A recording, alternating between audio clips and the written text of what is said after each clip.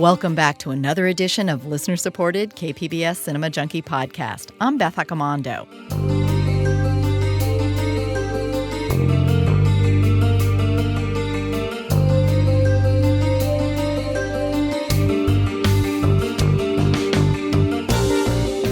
It's Black History Month, and Cinema Junkie is devoting this podcast to looking at Black comics and Black horror. I have to confess, I was a little concerned about calling the episode Scary Black Folks, in case people interpreted that the wrong way. But the title actually comes from professor and comic book artist John Jennings, who created a collective called Scary Black Folks. There is something that is inherently scary about how blackness has been constructed. And so we just kind of like to put it out there. And to put it out there in a provocative way. The name assumes additional meaning now, as Black filmmakers like Jordan Peele, with films such as Get Out and Us, have smartly taken control of those images of race and reconstructed them in new terms of their own making to give a whole new meaning to the notion of scary Black folks. I'd also like to take this opportunity to recommend the Shudder original documentary, Horror Noir. It explores Black horror on film, and it's something worth seeking out after listening to this podcast. We've always loved horror. It's just that horror hasn't always loved us. Black people play a particular role in horror films. First, we weren't in it. We were played by white people. Yeah. We went from maids to pimps and hoes. If there was somebody black, they would be the first to die.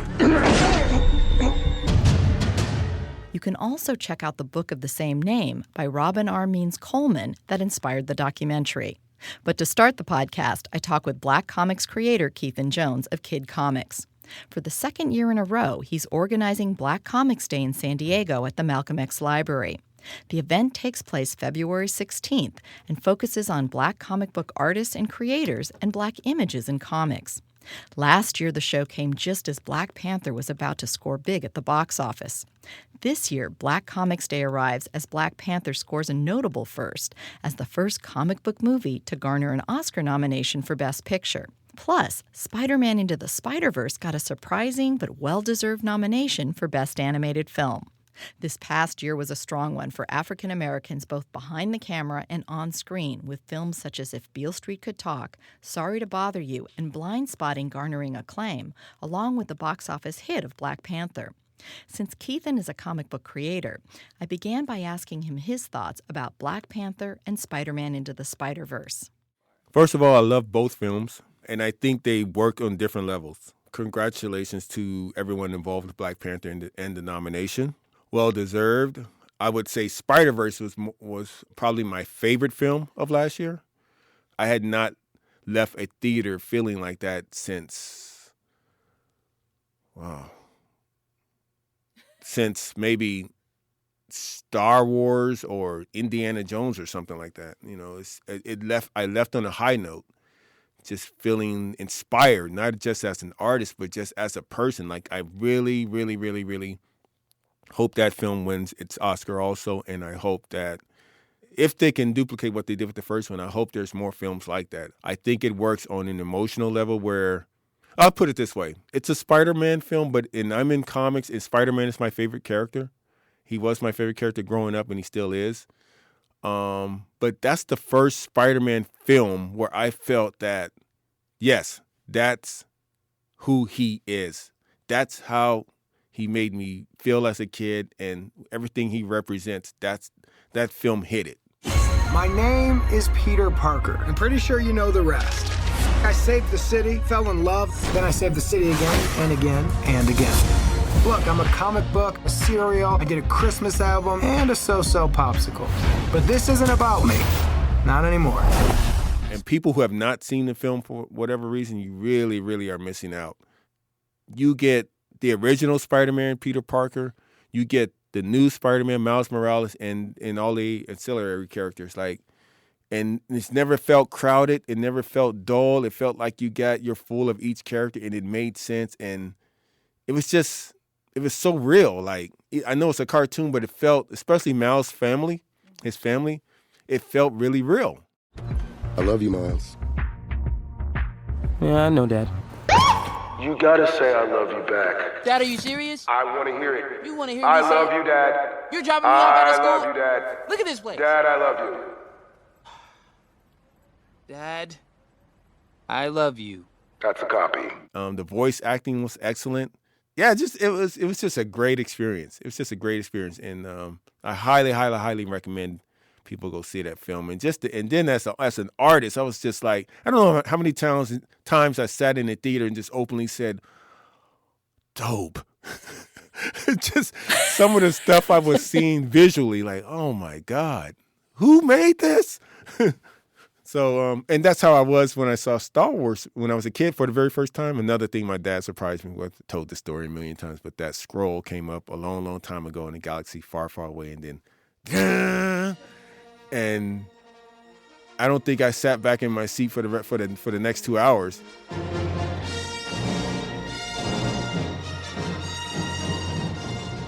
I remember looking around at people next to me like, "Are you seeing this?" You know, that was just magic. That's the film that just got me to drawing comics and just totally wanting to find out how this stuff is done. And yeah, that was the catalyst for me for sure. But anyway, I digress. Black Panther. What Black Panther achieved more than any film I thought was its cultural impact. It actually works beyond entertainment, in my opinion. It works as far as, I think it changed the industry. I think it changed expectations for black films with a real budget. Because before it came out, I don't even believe Marvel knew what it was going to do as far as box office. Because there was a lot of reports about, well, it might do okay here in the States, but it won't travel. And it shattered all of that. So that, that informed the studios that, there is money and business to be done in the underserved communities of minorities out there in the world who are hungry for well-made films. People could say, well, yeah, there's black films out there and stuff. Yeah. But it's always, we can tell it's like, man, this is a shoestring budget, or you could just tell that the studios aren't all the way behind it. There was no real machine behind it as like Black Panther had. Black Panther did. I mean, it benefited off the power of Marvel, for sure. But still, it could have flopped if they didn't put any real effort into it. And I'm just glad that it was finally done and it was done the way it was done. And I hope that moving forward, we can get past all of the first stuff. Like Wonder Woman was another film. Like people were like, I was like, what is taking so long with Wonder Woman? Do they really think people aren't going to go watch a well-made Wonder Woman?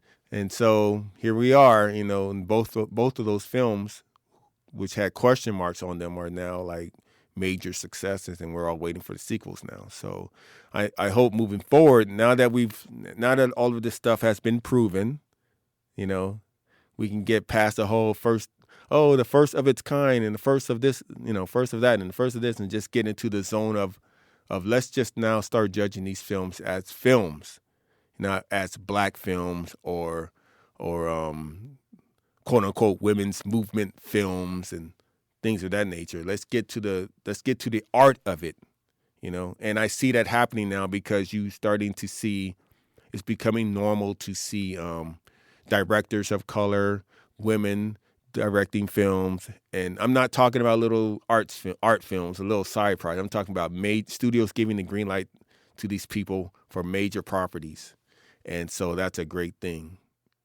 I have to say I was really upset that the Academy did not nominate Spider-Man Into the Spider-Verse for screenplay, because I thought that was a brilliant script. Yes. And Michael B. Jordan for supporting actor for Black Panther. I mean, how they could have passed both nominated? Those up. No, I was so angry. I'm okay with it. I mean, I'm surprised. I'm honestly surprised Black Panther got the nod for Oscar. I didn't see it. I didn't see that coming. I thought it was a great film, but it wasn't on my radar as far as, oh yeah, that's going to be an Oscar film, because it's the first superhero film to reach that level. Like, wow, what a superhero film! And I believe that the Academy Award wants to show that they've turned a new leaf. Also, like they want to show that we're diverse. We don't have a problem with of nominating these type of films or whatnot. So that's great and all. But like I said, moving forward. The Black community, I want to put this out there. The Black community is not looking for handouts. What we're looking for is fair treatment, a fair shake.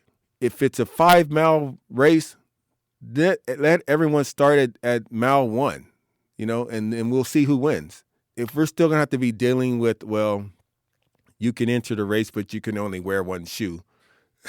That's what that's what the whole struggle's about. Something has to change. I mean, someone has to, with power, has to force this change, because otherwise it's not going to happen. It's like the civil rights movement. It's like people who, you got people out in the world who actually think that once the slaves were freed, the battle was over.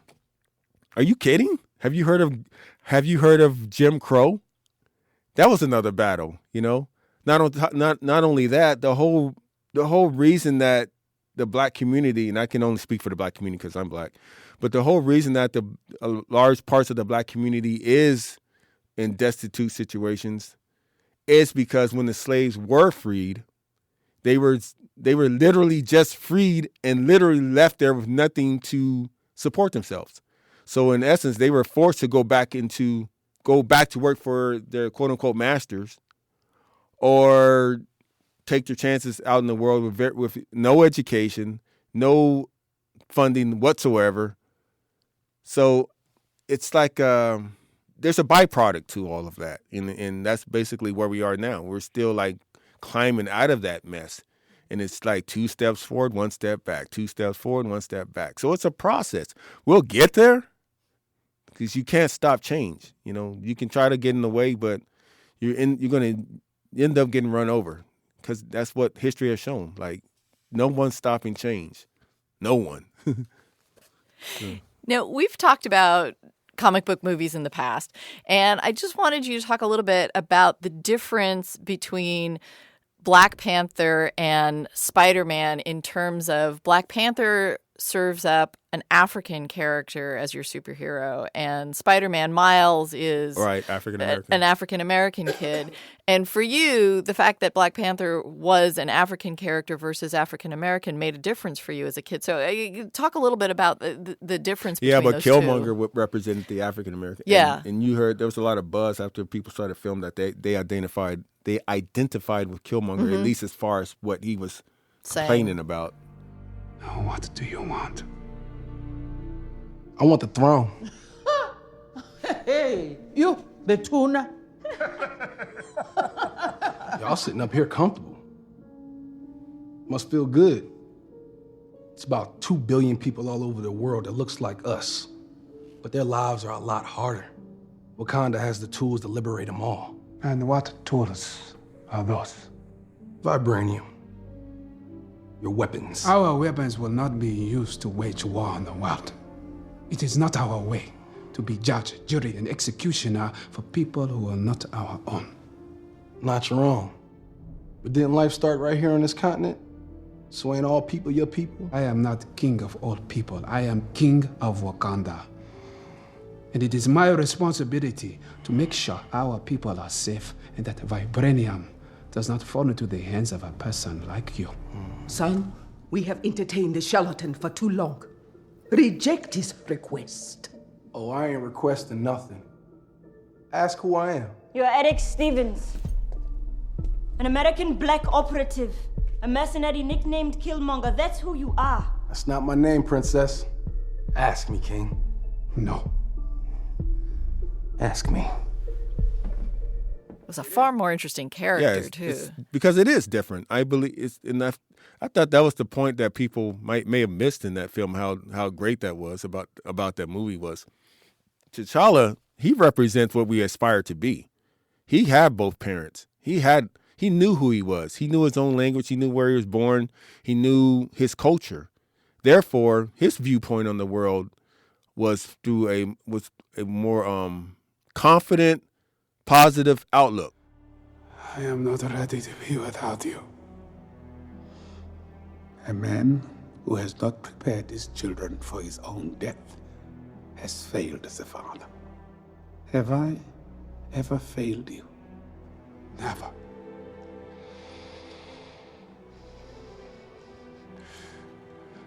tell me how to best protect Wakanda. I want to be a great king, Baba. Just like you. You're going to struggle. So you'll need to surround yourself with people you trust.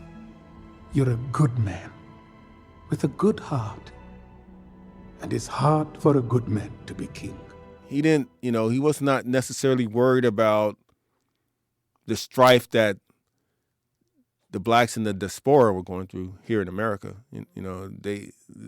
Our story is although we share the same skin color and the same heritage, we're still different because we're Americans. We grew up here in America. We have American taste. We have we have American values, but we're not necessarily. We came from a place where we weren't necessarily treated like Americans, even though this is our home. So we're dealing with a lot of baggage that T'Challa for them, that I think obviously Africa has its problems too. But the African American owns nothing. There's nothing to fight on but what was handed down to us. And that's where we get into a lot of trouble because we get distracted by that. The whole barrels, crabs in the bucket mentalities is what the Black Americans are constantly dealing with, where we have a sector, we have a part of us, a group of us who want to move on with our lives and be prosperous and be productive citizen. But then we have we have the group that's very disenfranchised and very angry. You have people in different stages of their lives. Some people, you have Black people who just can't deal with the whole grind of living in America, and they either completely run away from what they are and who they are, and try to assimilate to the point where they don't even want to identify with being Black, which is problematic. And then you have the pro-Black Americans, Black Americans, who are so pro that they don't even accept their own kind if they're quote unquote not Black enough. That causes problems. And then you have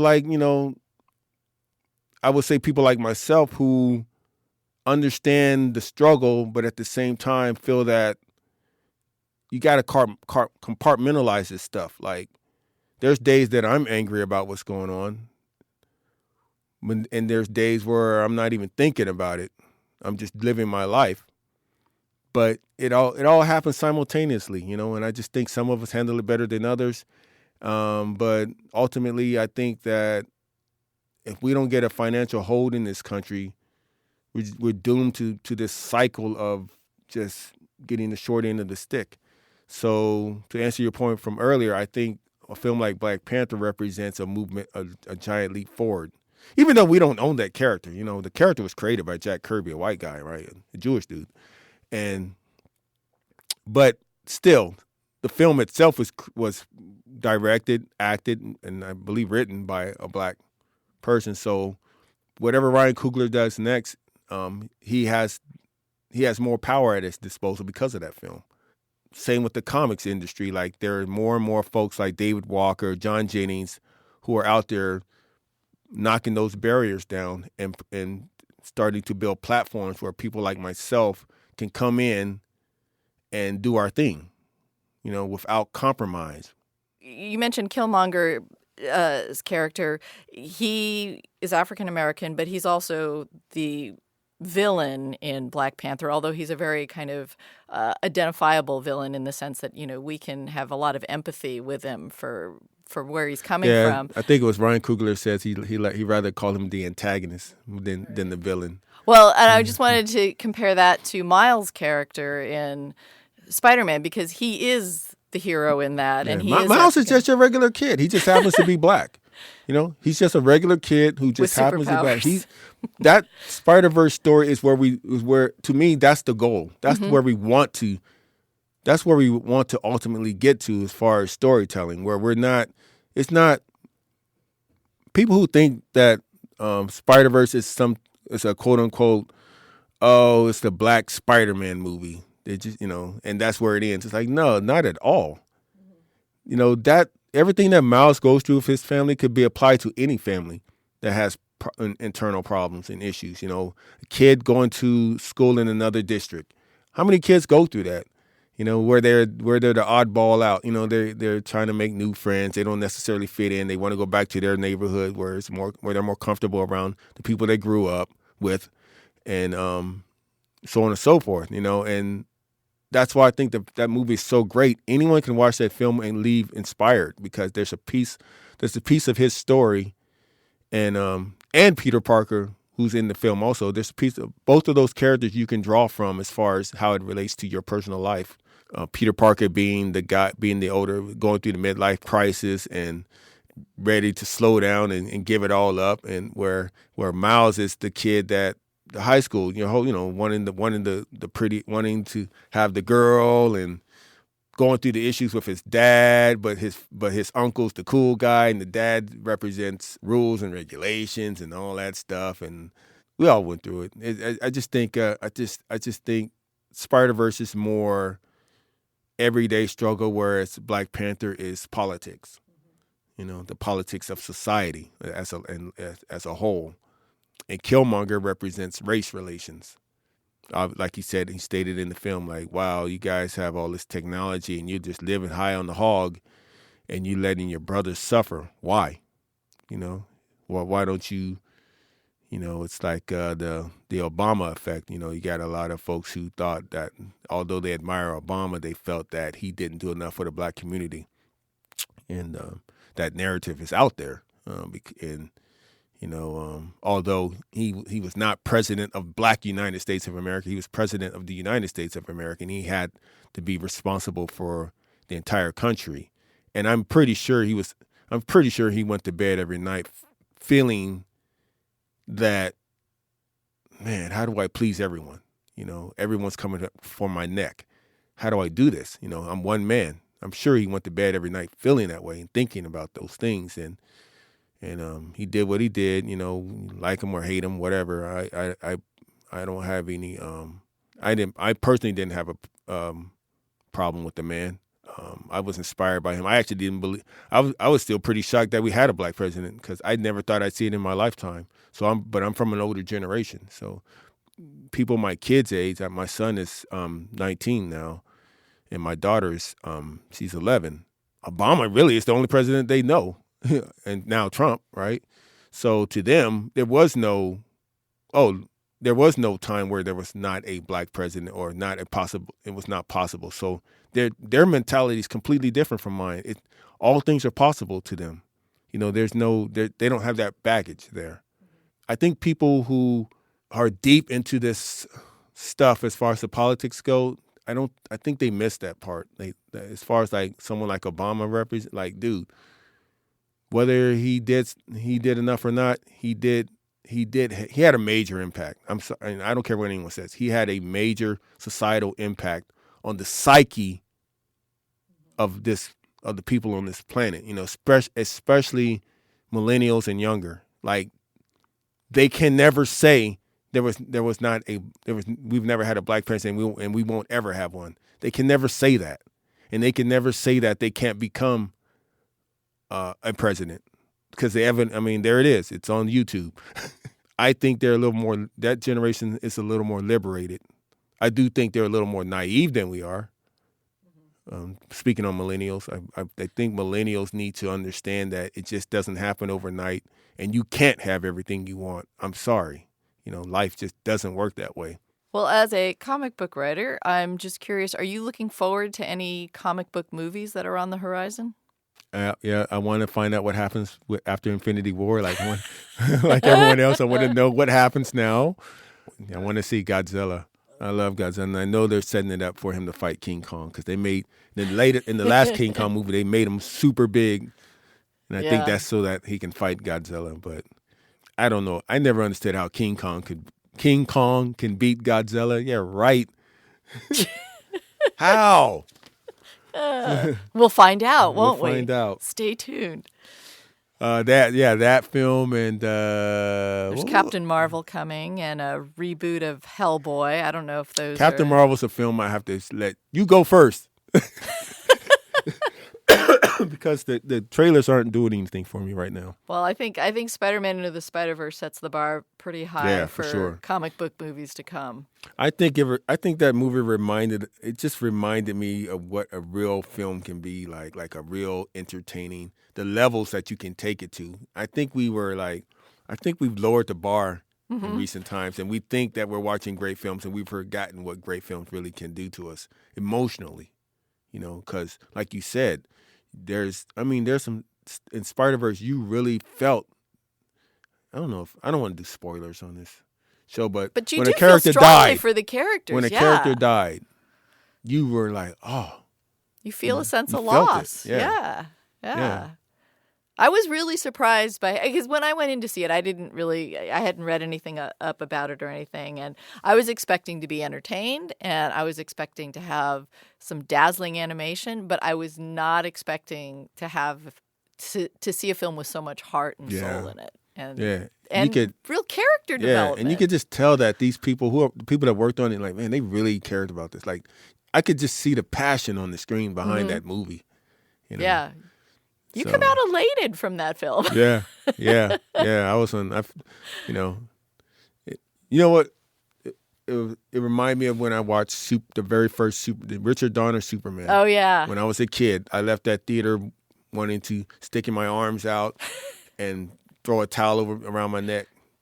That type of feeling, like Superman was Superman. He did his job as being a symbol of hope and a symbol of positivity, and it wasn't a whole bunch of like the modern version where there's a whole bunch of action to cover up the thinness of the story.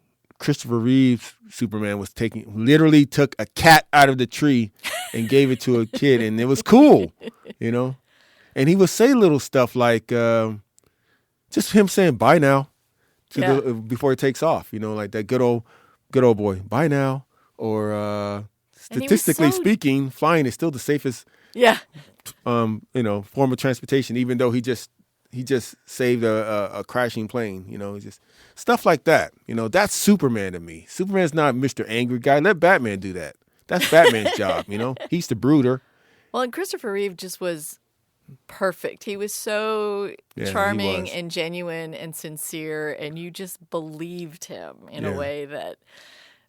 I brought that up because last night in my bedtime viewing, because I'll put something on when I go to bed, I watched the making of Superman on YouTube, and it brought all that emotion back, and how it reminded me of how great that film was.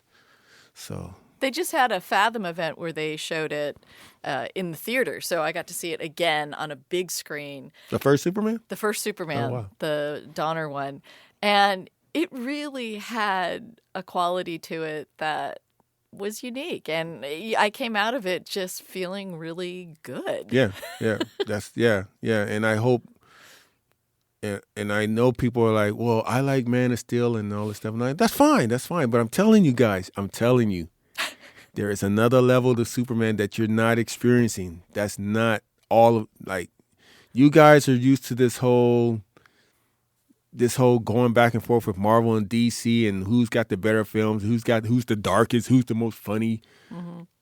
That's not how you approach this stuff. That's the wrong way to approach it. You have to be true to the character. Don't try to make him what he's not. Mm-hmm. And if you do that, you're going to see Superman really shine. Like when they really, really do him right, once they do that, then you'll see what us old heads are complaining about. Well, on the high note of Spider-Man and Superman, let's end this here. But I wish you the best of luck for Black Comix Day. Last year was a great success, and I hope you can repeat that again. Thank you. That was Keithan Jones, founder of Kid Comics and author of The Power Knights. His Black Comix Day is Saturday, February 16th at the Malcolm X Library in San Diego. One of the panelists from Black Comix Day last year was UC Riverside professor John Jennings. I also had the pleasure of listening to his insights at his Scary Black Folks panel at Horrible Imaginings Film Festival last September. I was so impressed with his presentation that I wanted to invite him on the podcast for Black History Month.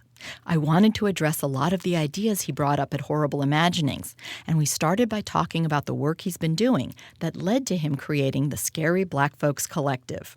Well, for the last, I don't know, probably over a decade now, I've been working on speculative fiction pieces, particularly in graphic novels and art shows, black speculative art, black speculative cultural production. A lot of people just call it Afrofuturism as a kind of an overview of, just kind of black speculative narratives. But really we're talking about Afrocentric narratives that deal in like fantasy, horror, science fiction, magical realism that are kind of, being broadly discussed as Afrofuturism. And the term actually was, kind of coined in the early 90s, but there's been a resurgence of interest in black sci-fi or like speculative fiction from an Afrocentric perspective, not just in our country, but globally. And what's been really interesting is that there's been like a really big push from the Academy and people who do criticism that I think kind of coincided with probably like the right now the zenith of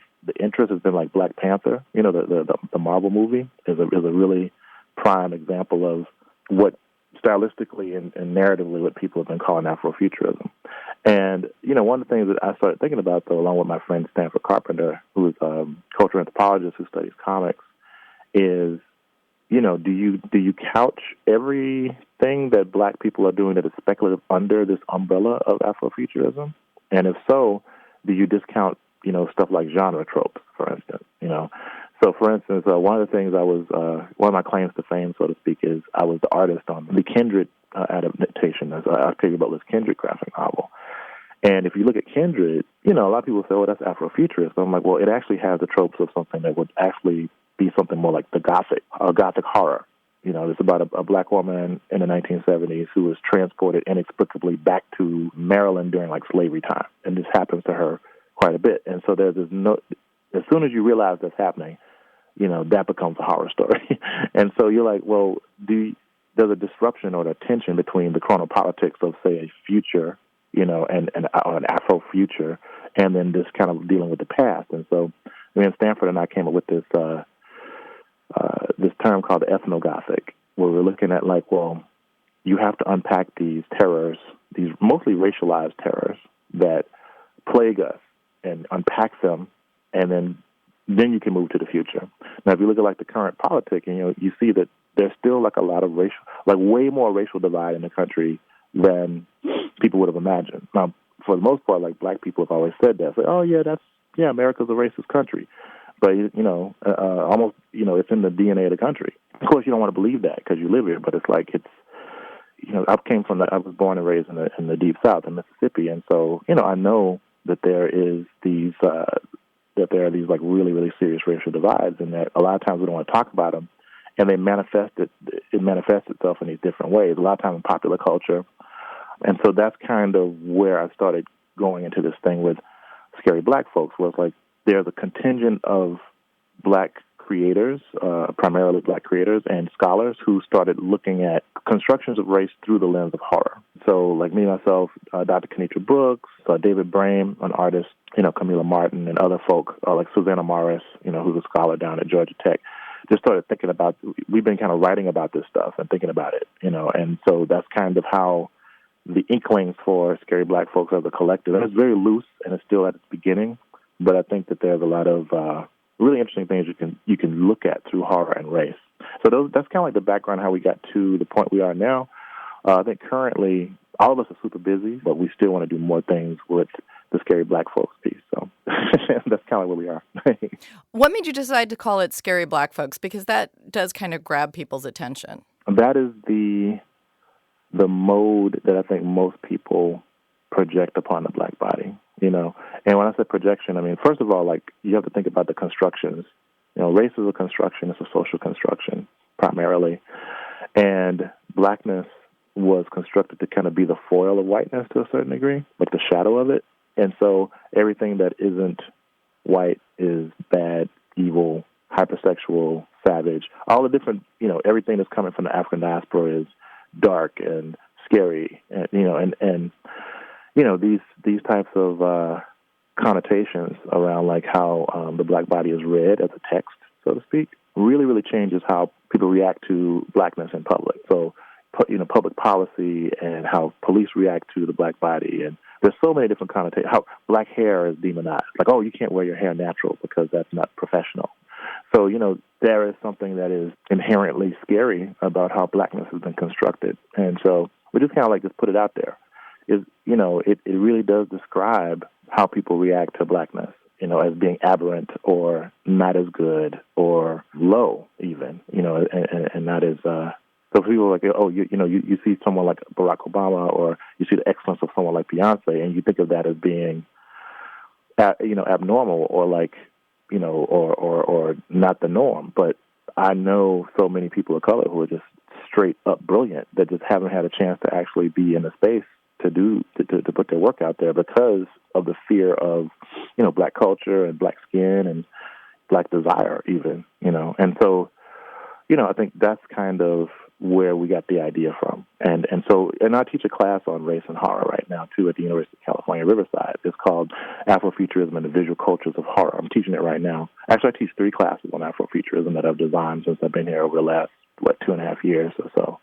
And one is on visual culture, one is just on comics, and then there's one just on horror, And what we try to do is unpack a lot of things that we want to do with scary black folks is to kind of really shine a lens on the constructions of race and the really, really the level of tension around how race is seen. So that's kind of where the idea came from.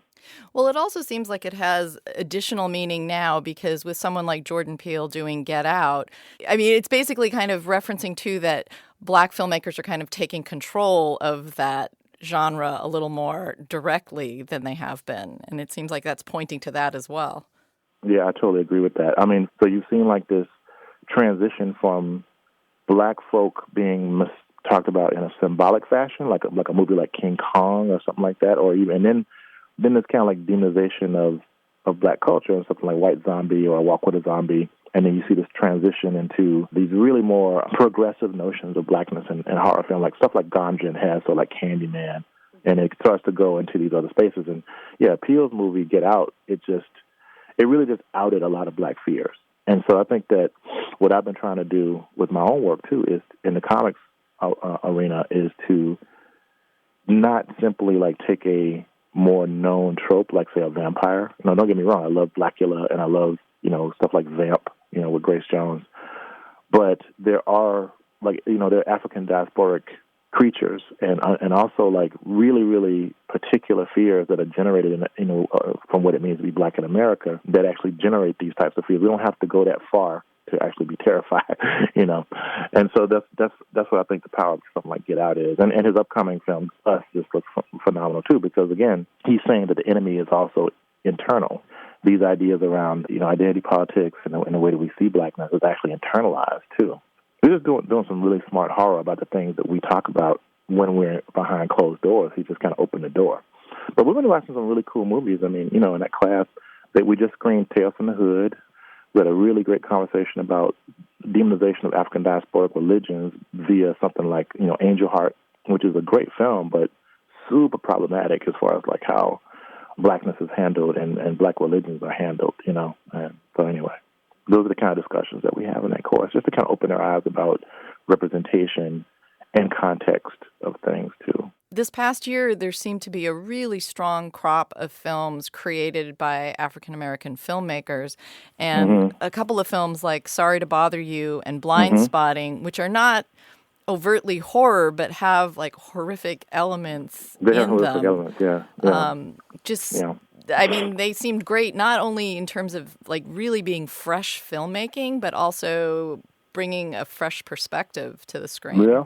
No, I really love Sorry to Bother You. It definitely has elements of horror in it because it has body horror in it, but I would almost to me, it falls more in something like the Afro-surreal, which is also a mode of making that's, I think, closely connected to Afrofuturism. If you look at D. Scott Miller's Afro-Surrealist Manifesto, he does a great job of kind of dealing with those issues. I mean, we had some really great conversations about the differences in genre and that kind of thing too.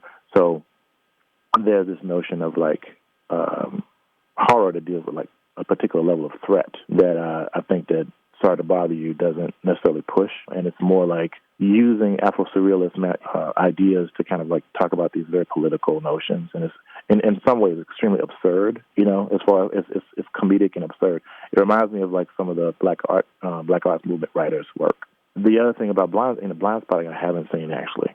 There's so many stories about police brutality, and it's really hard for me to watch those things, because you're right, those are horrific elements and very real horrors too. And in some ways, I think I'm more interested in like horror that is cathartic, horror that's escapist, horror that even doesn't necessarily rely upon race as the underlying thing, even though it's very difficult to not talk about otherness when you're dealing with monsters, because the monster is the other. Let's just be real about it. It's a construction of various types of other ideas. So I think race and other ideas around identity can easily be mapped onto the grotesque or to the monstrous. Now, when you talked about this ethnogothic idea, what kind of things fall into that category? Because you talked about things like body horror and haunted spaces and hungry ghosts. So what kind of things represent that ethnogothic horror for you? Well, let me see. That's a good question. So for instance, like the aforementioned Kindred is a good example, I think, of the ethnogothic, because it really is taking Gothic tropes but then bending them around ideas around race. In fact, I really wanted to call it the Afro-Gothic at first, but my friend Stanford was like, well, we didn't create race. We just kind of inherited it as an aspect of our lives. So it's not really fair to say it's just going to be like about blackness. It's about race as an object. It has like these qualities to it that are like an artifact, and there's stories around it as kind of a boundary object that kind of shifts from one space to the other. So I think those are really interesting ideas around it. But yeah, Kindred is a good example of it. Something like Sankofa, I think, falls in that too. Are you familiar with that film at all? I have not seen that. Yeah. Yeah. So it's about it came out in the late 90s. It's about a young black woman who is a like supermodel, and she goes to like one of those slave castles. She's doing like this photo shoot, and so what happens is she actually has like a out of body experience where these ancestral spirits like possess her body, and she time travels. It's like Kindred, and she experiences these things through like a possession. Like something that would happen like a voodoo ceremony or something like that.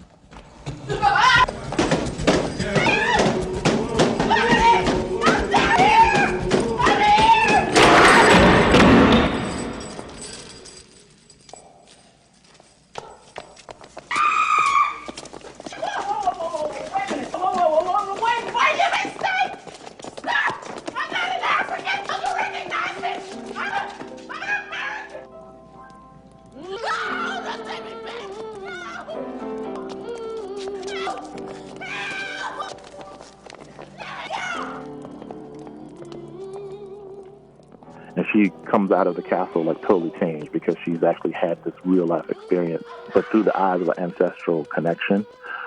Stigmata is very similar to that too, by Phyllis Alicia Perry, which is a really great book.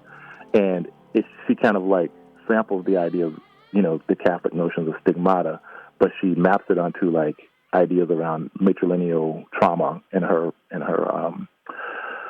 in the story, where she's kind of like, she gets the marks of the slaves that are the slave women that are part of her lineage, that kind of thing. So those are some prime examples I was thinking about. Oh, Daughters of the Dust, even, by Julie Dash, I think has these ideas of the Gothic, because the Gothic necessarily like around ideas around like terror. It's like this tension of like change. The Gothic is kind of a pushback against the hyper-industrialization of our lives, the modernization of our lives, which is why you see things like Frankenstein and Dracula fall into those spaces, because those are really about like the tensions between the mechanization of humanity and also the ideas around these old ways of thinking that are in tension with these newer ways of thinking, but when you map an intersectional reading, say around gender and race, onto those ideas, you get some really, really interesting, really interesting things happening. So I would even like to posit that a lot of Henry Dumas's work falls into that range too. And I think it's the affect that we're looking at. So, for instance, how is the emotional affect being applied to those stories that I think makes something kind of Gothic? But really, I'm looking at the tropes, like the idea of the doppelganger, like I said, body horror, haunted spaces, the same things that we get, through the Gothic. Found artifacts, for instance. A lot of times Gothic stories will have like these fictitious artifacts that actually change someone's life. And I think in this particular case, race is that artifact. It's the thing that we find that we don't understand that actually shifts how we view the world.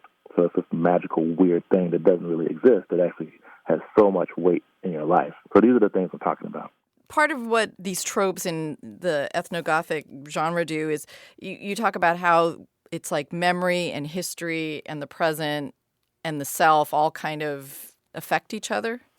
Yeah. There's just a confluence. I mean, there's a lot of tension around, it's probably, a lot of it's borrowing from, much more brilliant scholars than myself, like someone like Du Bois, for instance, who's talking about what it means to simultaneously be American but also be black.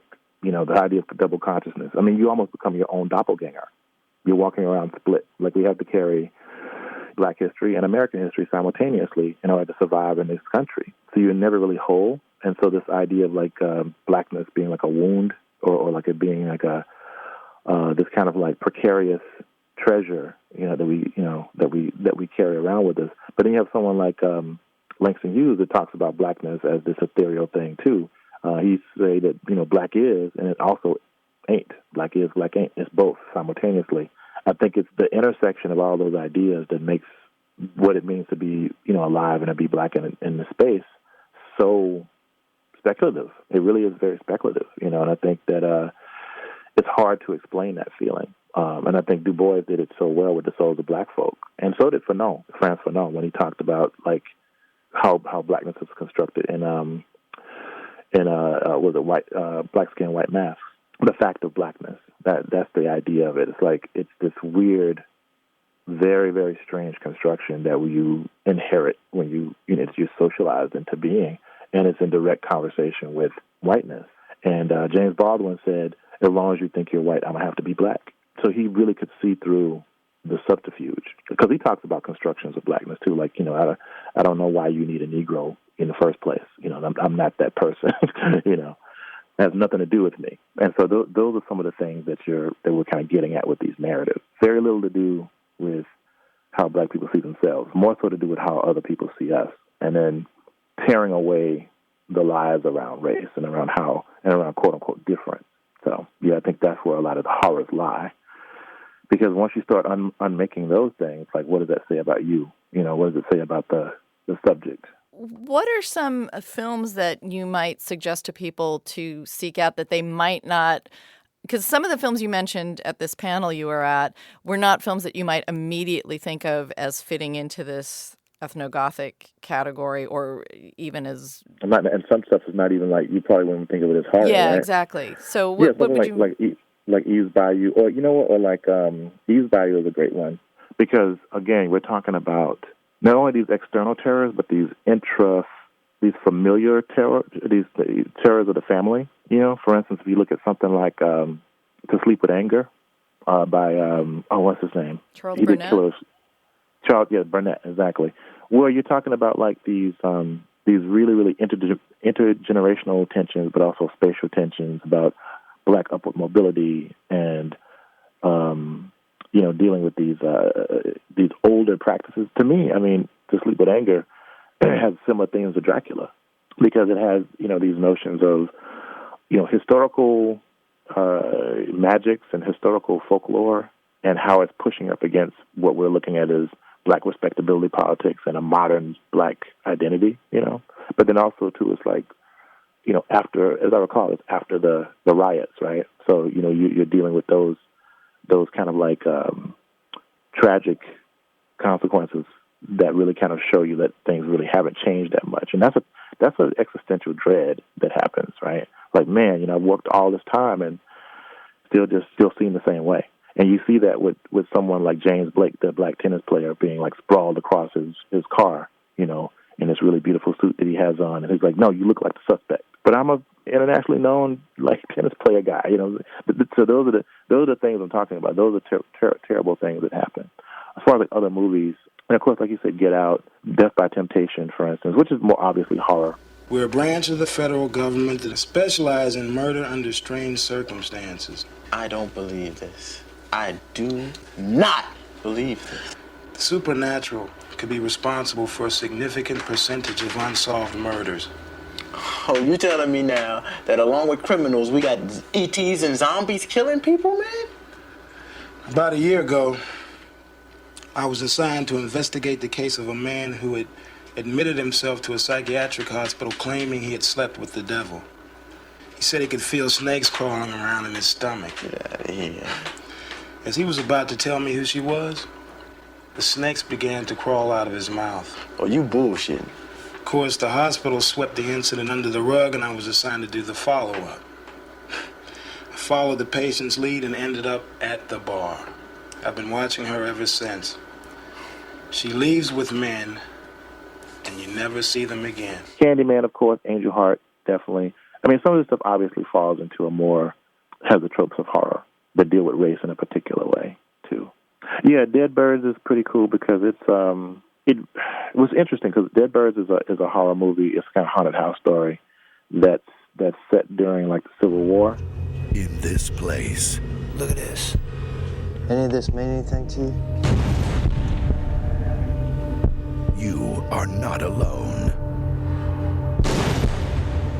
Who's there?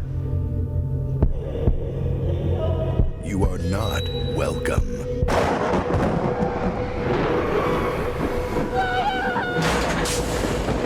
You are not leaving.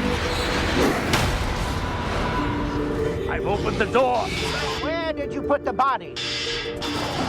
So obviously it should have some issues around how race is constructed. And it's funny because when I've read reviews of it, and people who review the movie totally they underplay the fact that, slaves are being like sacrificed, in this plantation to actually open up this door to hell or whatever to reactivate this man's family that he lost, and I was like, wow, how come no one mentions this? It's like, and it's funny because it's like a blind spot, and I think that's something that happens a lot, this blind spot that people just don't pay attention to if you don't have to deal with it. Because at the end of the day, I mean, it's not a problem until you have to deal with it.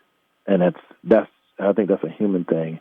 And particularly if you're in a position of power of some kind, if you don't have to deal with something, then you just don't. It's not an epidemic until it's at your doorstep, so to speak. Yeah, I think that's kind of how things happen. I think one of our biggest horrors is just apathy. We just don't. And I think that's a human condition. We're very tribal, and then we like to be at the top of the food chain. Octavia Butler used to say that two of her biggest fears were that man always creates hierarchies, and then we always want to be at the top of the hierarchy. Yeah, and that's kind of like one of the biggest things. Let's see, what else? The People Under the Stairs, obviously, because that deals so actively with the tensions between, affluence and blackness and whiteness, and also how often do you see a little black boy as the protagonist in a horror movie? Hey. You shoot me and you die too, man. And you better believe it. Don't be crazy now. There's no dynamite back there to blow you sky high. Not the best place to store it, in my opinion. But there it was. And just put the gun down. Put the gun down. I don't want to kill you, but I will, because I don't like you much anyway. I'm tired of fucking around, so either put the gun down now, or kiss your ass goodbye, boy. That's crazy. I was like, and it's made by Wes Craven. It's such a really like, I think it's a definitive black horror movie. In some ways, stuff like Jezebel, for instance. I don't know if you've ever seen Jezebel. And when I look at something like The Skeleton Key or like Jezebel, it's the opposite of Get Out, where it's this notion. Both of those films deal with this idea, what I call and I don't think I made up this term. I think someone else coined it, but it's like racial transvestism, the idea that you can slip in and out of somebody's race like a suit, or like a skin, Jezebel and also the Skeleton Key uses hoodoo as the technology for transferring a black spirit into a white body, that kind of thing. I think Jezebel does it better. It's just more stylish, I think, and a lot more direct. The Skeleton Key I really enjoy, but it has its issues, but those particular films, I think, deal with it a lot. I've seen more representations of the ethnogothic and like black horror actually in comics. That's why I've been really interested, because it's easier to make a comic than it is to make a movie, I think, as far as like getting it out there immediately.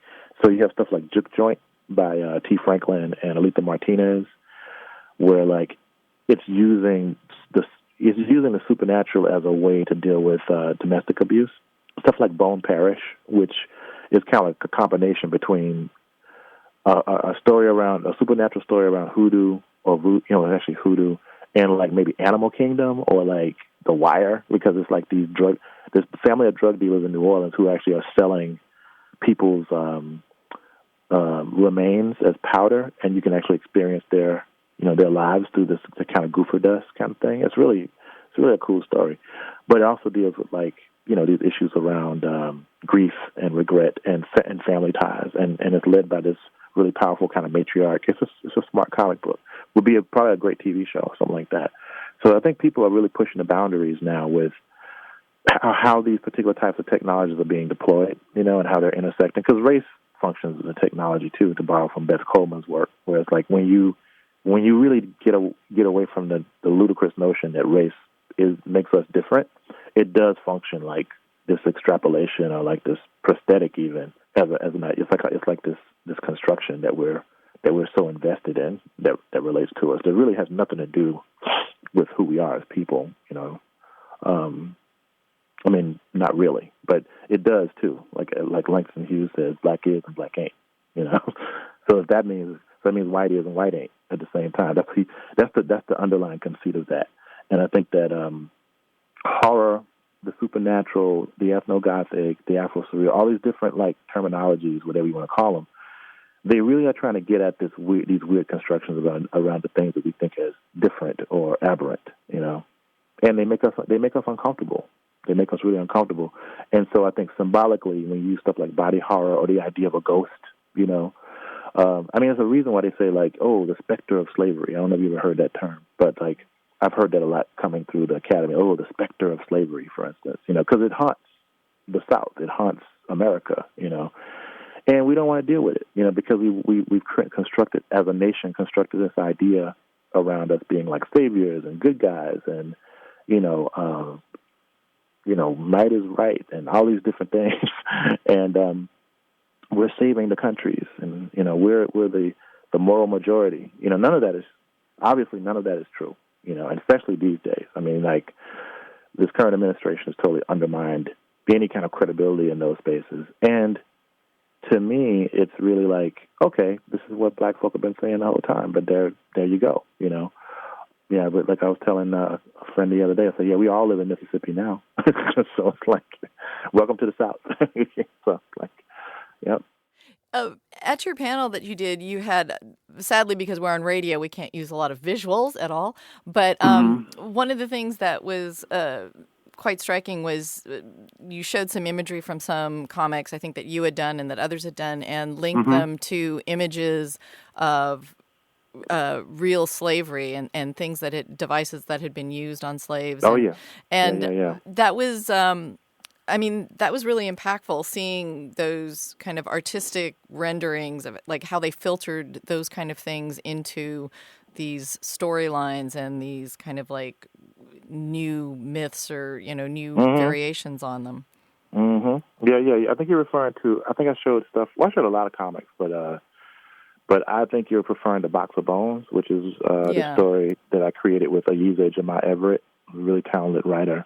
And so that was an example of where we really wanted to create, like, what is Black terror and how does it manifest itself? So, yeah, we borrowed directly from, lynching photography, slavery, images around slavery and bondage, and actually turned them into these terrible machines of punishment. You know what I'm saying? So Box of Bones is about this young woman, black queer woman from the South, actually, named Lindsay Ford, and she's working on a PhD at UC Berkeley in like African American studies and like folklore, that kind of thing. And so she comes across these stories around this box that she's been hearing about since her childhood, that she thought that her grandfather was making up. But it turns out that this shadow box, this black box, this box of bones, as they call it, is throughout the diaspora. She starts to find, stories about it throughout the entire diaspora. And so she starts to research it, and she starts to find out that it's not just a story. She's thinking that it's a manifestation of, like, black trauma, that it's a spook story, But then little by little, she starts to realize this thing is real, and in some ways, she's connected to it. So it's really kind of like about, again, these tensions around the past, history, the memory, and the self. It's constructed to be an ethnographic comic book, and it also is. It's a real terror, like one of the monsters that lives in the box. Because the idea is that the box punishes those who hurt black people throughout the diaspora, and it could be black people, it could be white people, whatever. You can call it, and it will punish the person that has hurt you. So it's a revenge fantasy. But then it's kind of like the monkey's paw, where you owe it something in order for, and you don't know what you owe it until the deed is done. So it might take a child, it might take your leg, it might kill you, you might have to live in the box for a little bit, that kind of stuff. So it just kind of picks and chooses according to what it feels like it's due for doing the deed, so to speak. But all the creatures that live in the box are they're based off of actual terrors that are connected to like blackface minstrelsy, the lynching and destruction of black men. There's one character that's so powerful that she can't even live in the box. She's called the Wailing, and she represents like the tears of like black mothers who've lost sons to different modes of violence, that kind of thing. So she's almost like a black church lady, with these crazy like bone wings and with this church fan that she speaks with. So we just kind of like went off into these different tangents to really make something that was authentically black and American, but also something that was truly terrifying on different levels. Yeah. Yep. Because there's enough in our history that we can write about that's totally terrifying. So. Well, yeah, and that brings up kind of another aspect of the black horror ideas, in that films like Rosewood or 12 Years a Slave are not what you would call traditional horror, but they are dealing with stuff that's, real world horrors, like things that are happening. And it was commonplace. Exactly. It's commonplace. I think, for Rosewood, Rosewood is just one of many black towns that were destroyed. So people don't realize, during, the Red Summer and other rashes of black towns being destroyed, that was commonplace. So it would be, white mobs of, racist, angry white people who had some type of vendetta against the town, destroying an entire town, just burning it down, killing people, burying them in a common grave, and just moving on. And then probably reclaiming the land, too. That's the other thing. It's like, really trying to get more property, too. Because you were seeing, black folk were not able to, we weren't, able to settle in spaces where white people were. And so they decided, okay, we'll just start a black town, and, we'll do our thing. You stay over there, we'll stay over here. And these black towns were very prosperous, actually. They were very successful. So you look at a spot like the town that was close to Tulsa, Oklahoma, which is probably one of the most notorious, where, they bombed that black town from the sky with bombs and stuff. It's almost like a military exercise, and there were common graves, and, it was a Holocaust, and it was they called it Black Wall Street because there were 6 black millionaires that lived there, I think. And it was a very, very prosperous black town.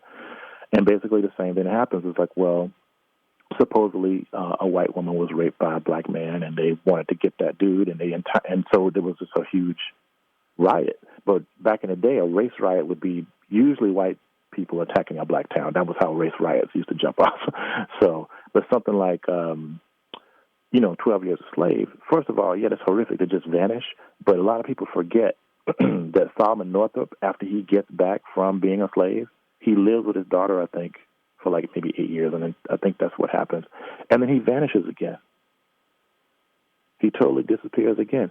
And it's we don't know where he actually ended up. Maybe he got, killed or stolen back into slavery. We have no idea what happened to him. That's scary. That's totally terrifying. Even so, after 12 years of being a slave, we still don't know where he is. We don't know where his bones are buried. And so that's the kind of terror that we're talking about, where, you could be a black mother in Mississippi and your son could leave and not come home. That was a very real terror, particularly like in the post-civil rights era, when you're dealing with like something like what happened to Emmett Till, for instance. These are real terrors that manifest themselves now in these kind of Black Lives Matter moments that are happening. Thank God for like video cameras and the internet, right? Because think about that. Like, we wouldn't even be able to know anything about how these kids are being killed. And we still have young black women or women of color disappearing. Trans women of color that are being attacked and stolen and killed. There's a lot of really, you don't have to really go too far, And I think that's what horror noir brings up to that documentary, the Ashley Blackwell and Tananarive Due co-produced for Shudder. It's like they're saying that, these are real black terrors that are they sit with you. So how do you get those across to people? And that's where I think these notions of the ethnographic or black horror or the Afro-surreal or the Afro-futurist, whatever you want to call it, speculations around race and horror, I think, there's a lot of potent conversations there that I think we're finally having. So, because when you speculate about something like that, it distances you in a particular way, so you can actually talk about it more readily than instead of like doing a documentary about it. You can actually make a film, like a fictional piece about it that people are more at ease about. That's the beauty of something like Get Out. It's like, oh, whoa, this is actually dealing with these particular things that I don't necessarily feel comfortable with, but I feel like they're not directly talking about it. It's kind of like when, what's his name? Was it Perseus that killed Medusa?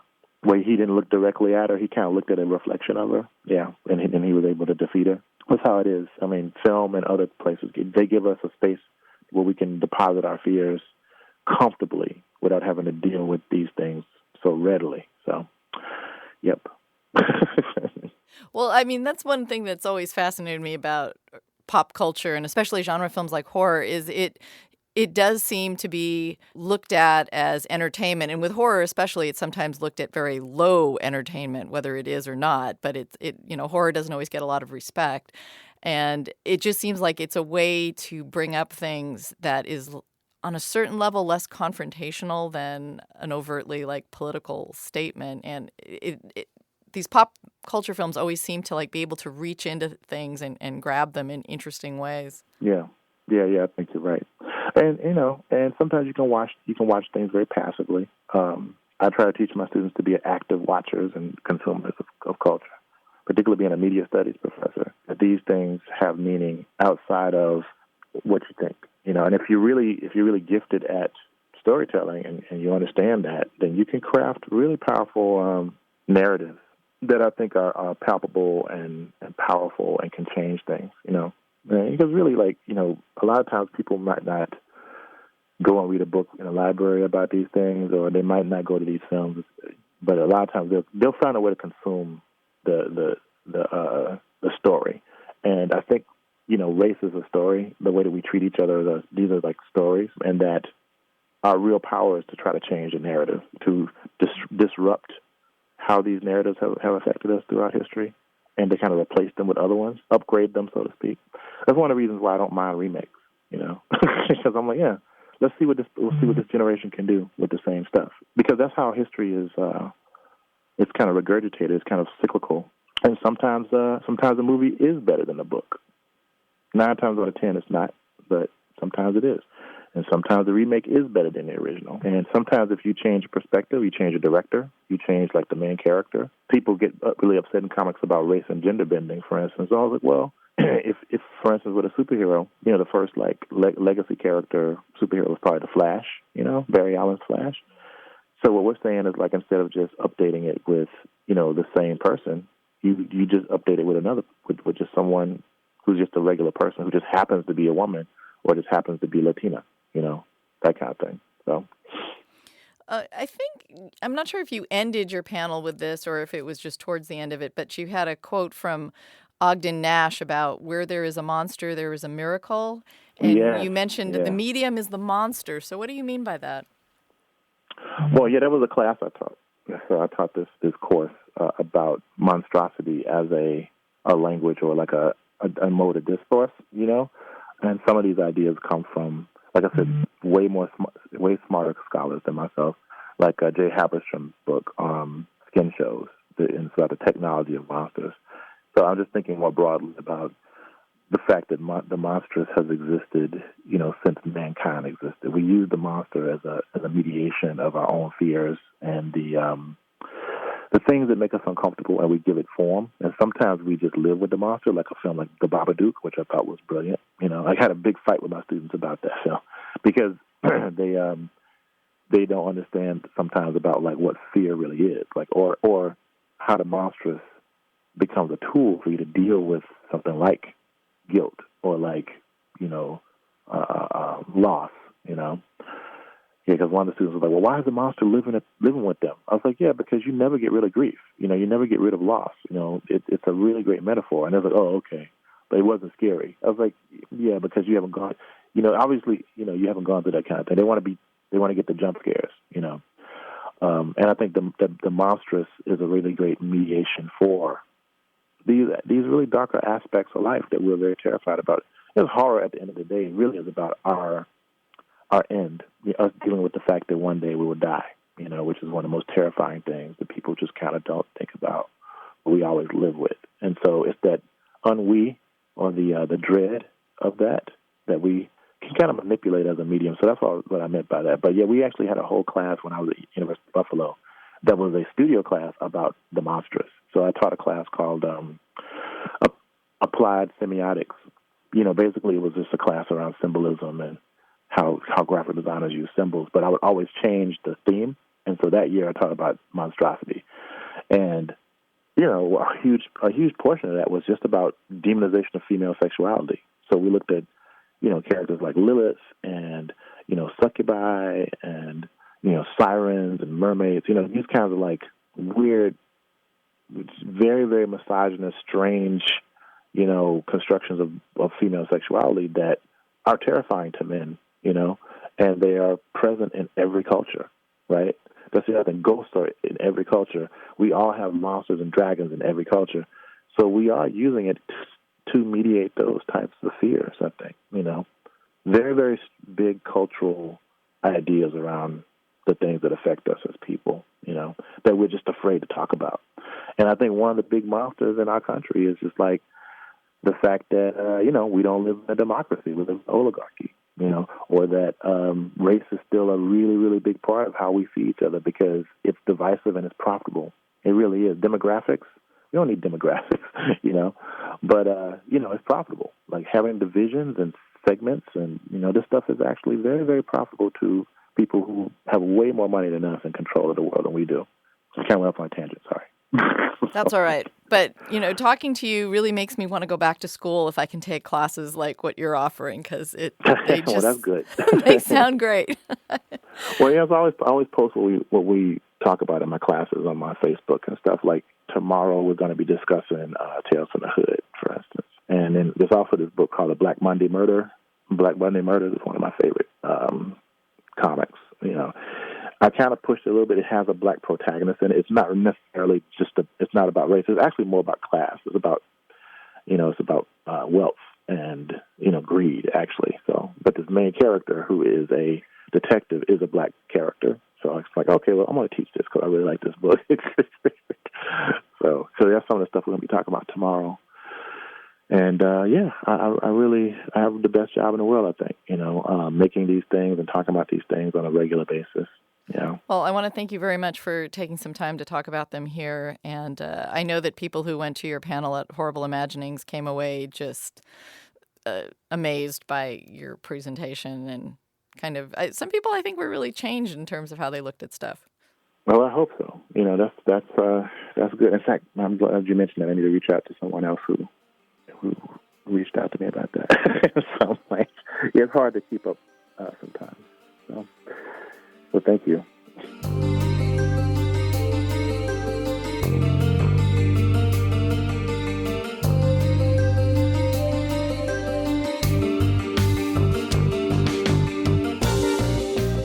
That was John Jennings, professor of media and cultural studies at UC Riverside and founder of the still evolving Scary Black Folks Collective.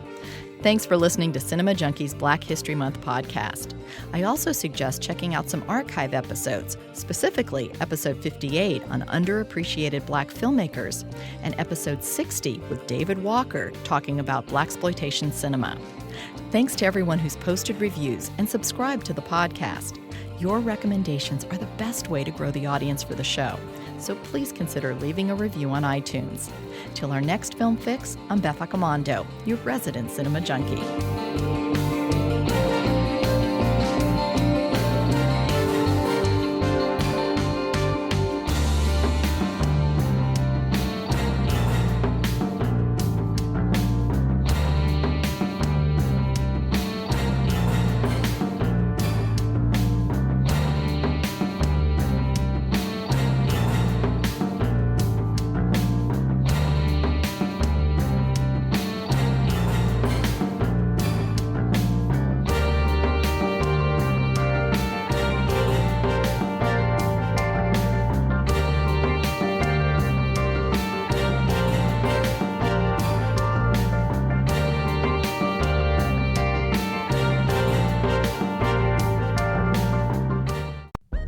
Now on the Finest podcast, the NPR Tiny Desk Contest, we highlight our favorite local entries and hear from the artists who made them. We're just very tired of hearing music that doesn't represent the people or is very nonsense or just dumbing people down. Listen now wherever you get your podcasts.